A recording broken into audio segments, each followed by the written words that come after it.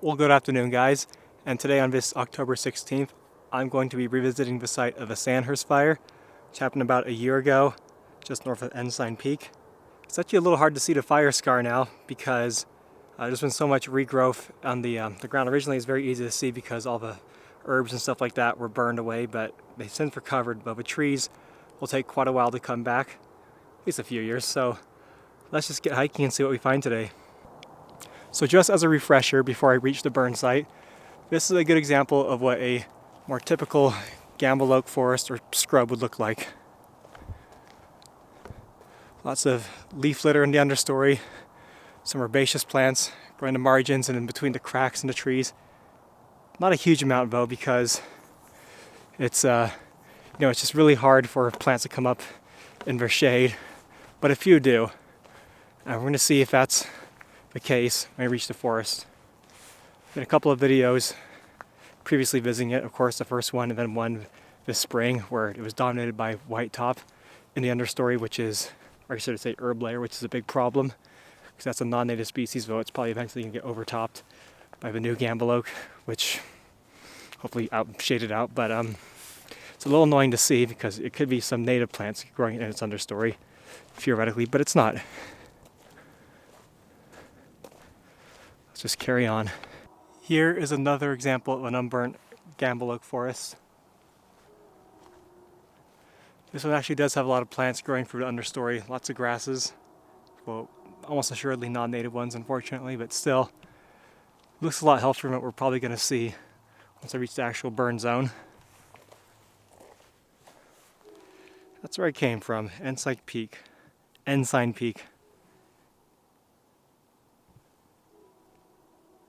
Got a nice short fun hike if you want to take your kids under 5 somewhere, introduce them to hiking a little bit. But not very long or difficult. So now we're solidly in the burn zone, or at least starting to enter it. You can very clearly see that these trees have been burned, evidenced by their black charcoal covered bark. So the whole above ground portion of these trees died, but their rootstock survived and are now sending up these new Gambel Oak shoots, which are likely going to be green for a lot longer and hold their leaves for a lot longer than most other Gambel Oaks in the area, just because they're probably trying everything they can to, for as long as possible, soak up nutrients, photosynthesize and store energy down to the rootstock again and replenish that, because it really depletes them to have to, to have their the whole above ground portion of the plant die. So we're obviously trying to replenish that in case there's another fire, but also just get as much of a head start on regrowing again as possible right now. And once they grow up more, they'll likely will drop their leaves earlier in the autumn. And I think they actually leafed out kind of late this year. I have to watch my first video to check that out, but yeah, that's what we can see now. For some reason those trees didn't seem like they're fully killed. There's a lot of regrowth there, so maybe it was only lightly charred on the ground. I don't know for sure. But it is interesting to see. But let's head further up that way so we can really look at the taller forest and see how it's changed. So here we are more in the thick of the taller forest that was burned. These Gambel Oak shoots don't seem to have grown much taller than they did last year. I should say the Sandhurst Fire burned in late July of 2024. The first time I visited this place was in November of that year. And the little new Gambel Oak shoots were already quite tall, having just like 2 or 3 months to grow. But they've seemed not to get much taller since then. Yeah, a little bit taller. Oh wow, look at all those galls. Try to crack those open, there'll probably be like a wasp larva in them. Or maybe there was a wasp larva, because I can see a hole in one of these things. It's very interesting. I love galls, but they're a little hard to get into, or because it's just like a bit of a steep knowledge gradient, just like botany is. You can see around here was lots of dead for the season Whitetop. That's that yellow stuff, the Lepidium draba. So named because it produces a bunch of white flowers at the top of the plant. I mean, that's at least has to be why it's called that. It looks kind of pretty, honestly, when it's in a big field, but it's quite invasive around here, so it's a darn shame, to be honest. Got some other invasive members of Brassicaceae. This is Alyssum desertorum, which is just so abundant and common. in the west. Now there's no controlling it. It's originally from, I believe, Central Asia. I have to look that one up.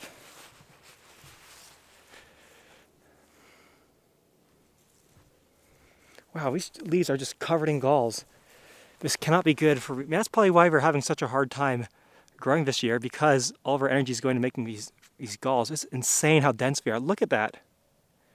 It's all in a row. That is incredible.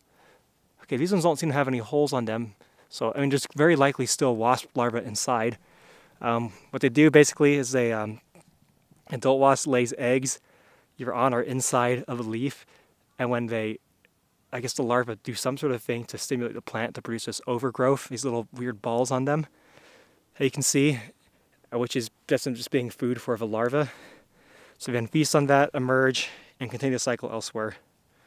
Most members of the order, insect order Hymenoptera, which includes the wasps, are actually parasites or parasitoids and do stuff like this. I think most of them actually what they do is they lay their eggs on insects or other arthropods, and then they'll eat them alive from the inside out.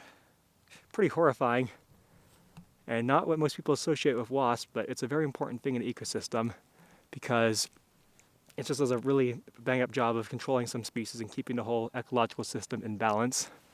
Oh, it's got really bright all of a sudden. How lovely is that? Yeah, I'm already talking like I'm living in Australia. A little bit of update on that. I'm probably going to be going in March. If I didn't make that clear in my video about a month ago, that's probably when I'll be leaving. Maybe April. I keep pushing it forward. I was originally supposed to be there already, but other plans or things got in the way. But it is definitely going to happen. I'm almost certain of it. It would take a really unfortunate turn of events for it not to happen. I'll probably be staying most of the time around Brisbane or the Gold Coast. It's a great place for being outdoors in Australia, especially the Gold Coast. I mean, most people associate the Gold Coast with like just some of the tackiest stuff in the world. It's like Miami, like the Miami of Australia, but somehow even tackier in a lot of places. But there are some really cool sites, environmentally speaking, in the hinterlands, as they would call it, like Lamington National Park, which I actually made a video or two. Really great spot. So I'm really excited for that, and you guys should be as well, because it's going to be a completely different set of flora compared to what we're used to here. Like something really different and special. Man, I don't know, I think this port where my microphone is acting weird. I've had to restart so many clips, but just because I think it might be, the gain might be too high or something, but if it's not fully plugged in, that can cause issues too. Sorry, that's probably really boring you guys. You guys came for this forest, so look some more at it. See this bark splitting apart, which is kind of cool. I wonder... I'm going to start seeing like mushrooms starting to decay this wood, because it's got to happen eventually. Or we're going to start to see them fall over and just like rot on the ground. Okay, not all of these oak shoots are being eaten alive by the galls or the gall wasp. I don't know for sure it's a wasp doing it. There's lots of things that can cause galls, but all likelihood is. These ones are definitely getting a lot less action from the galls, but man, that's such a cool thing. I can still see some here that are definitely getting galled pretty hard. But yeah, there's not a lot of biological activity here or recovery yet, but I would say we're on the right track if you want to see this forest thrive again. How nice I got this sunny all of a sudden. And it was really nice being able to talk about whatever I want instead of just like making a video about a specific plant and having to rehearse a script.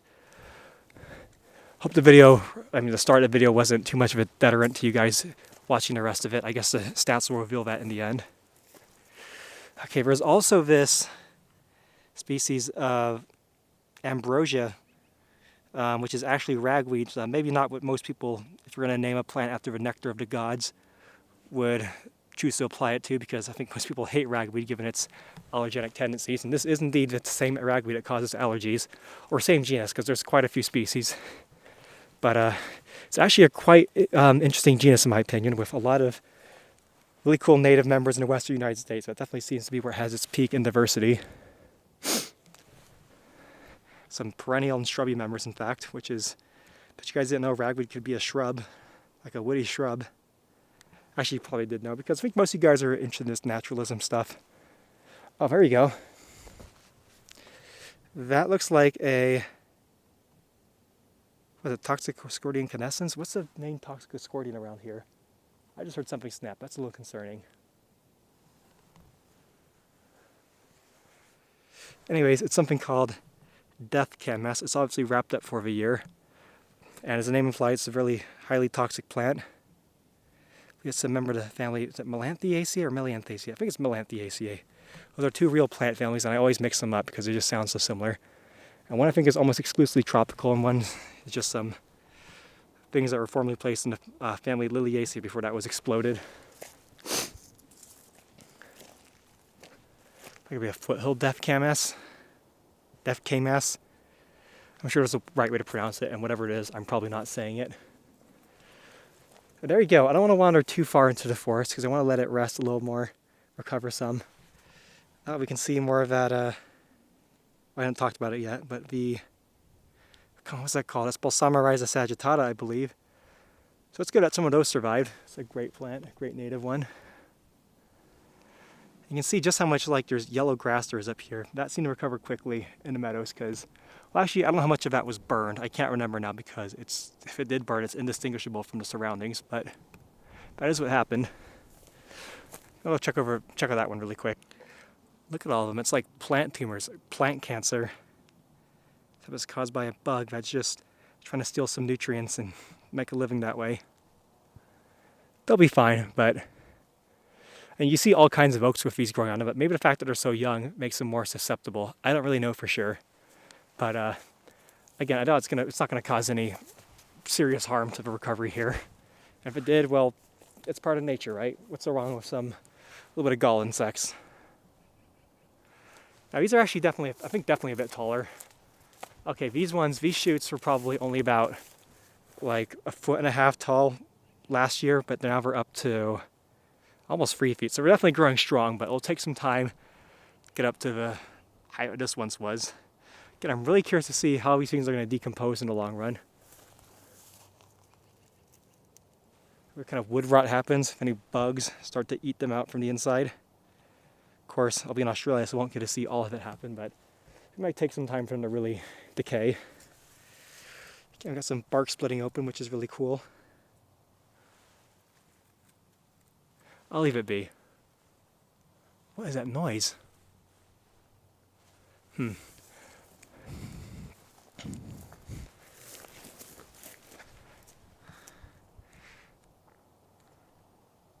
Oh, the ice was really bright when I wasn't looking directly at the burnt bark.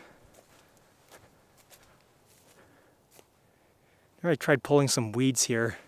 I can't remember what it was, but it was some weedy species. Oh, look at that. That's so cool how they're all bent over. This would be almost impossible to walk through, by the way. Oh, hello. That's a good native, I think. That is so tall. Wow. This is like a really tall Helianthus annuus. It must be that. That's, of course, completely died and wrapped up for the year. Oh, but there's still some living flowers. Nice. I just made a video on Helianthus annuus. Wow, that's a really tall one. These ones are almost like, nah, if they can't be partially domesticated, I doubt that just because of the way they are. So I wonder how long those seeds must have been inside this forest waiting to germinate. That would almost look like it's like 10 feet tall. Crazy. Go up closer to it. Yeah, that's probably a 10-foot plant right there. Absolutely incredible. These are annuals, so they're going to die after this, but their seeds will live on, of course. What trees don't follow me? I keep hearing these weird clicking, snappy noises, and I don't like it. It feels sturdy, though, so I doubt that.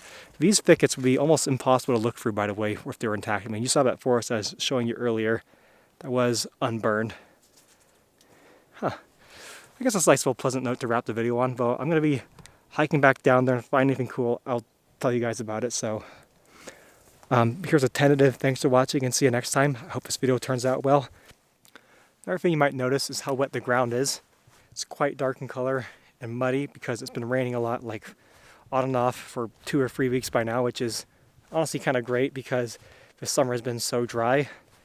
There are some interesting implications about this in regards to runoff and reservoirs next year, because I know everyone likes to look out for the snowpack to see how our reservoirs are going to be, but that's really not the only thing that matters here, because autumn rainfall can have a huge impact on just how much water ends up running off. Because what happens here with autumn rain is that it soaks into the ground, right?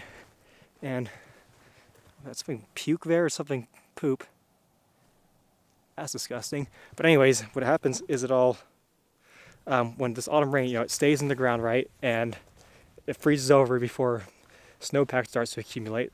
And then when it's time for the snowpack to melt, since the soil's already saturated, it will all just run off, allowing for a much higher level of runoff that can, fill our rivers and reservoirs and the Great Salt Lake especially. But during a dry autumn, once the snow falls on the frozen ground and then melts the next year, a lot of it will just soak into the ground. Like, the ground will always be taken care of before our rivers are. It's just kind of how nature works, because it'll act like a giant sponge and soak up all that snow melt and leave a lot less to run off. That's what happened in 2021. The actual snowpack, it was less than average, but the extremely dry autumn in 2020 really made it a much worse year for the Great Salt Lake. So hopefully we can get some nice, decent snowpack this year in our reservoirs, and maybe not Lake Powell. I'm just kidding. I know some of you guys probably love Lake Powell, but hopefully that can fill up as well as the Great Salt Lake a bit more, because I think its level is going down again. I know this is Lake Powell's going to get a lot lower before next spring. I think I may have damaged my camera dropping it recently. I haven't told you this, guys, yet, but after 3.5 years of successfully not dropping this expensive camera, I did, and it just seems to act kind of weird sometimes. I think it'll be fine for at least a few more years, but that'd really be unfortunate to have to replace. Anyways, this is one of my favorite trees around here, my favorite kind of rare trees, Celtis reticulata, member of the family Canabaceae. Speaking of galls, you can see some galls on the leaves there, but look at those berries. Apparently they're edible, so I'm going to try them. Had no idea they were. Oh, wow, that's weird. There's a very big seed inside of them. And the flesh, it's not really juicy at all. It's like very, it's kind of sweet actually, but it's very like pithy almost.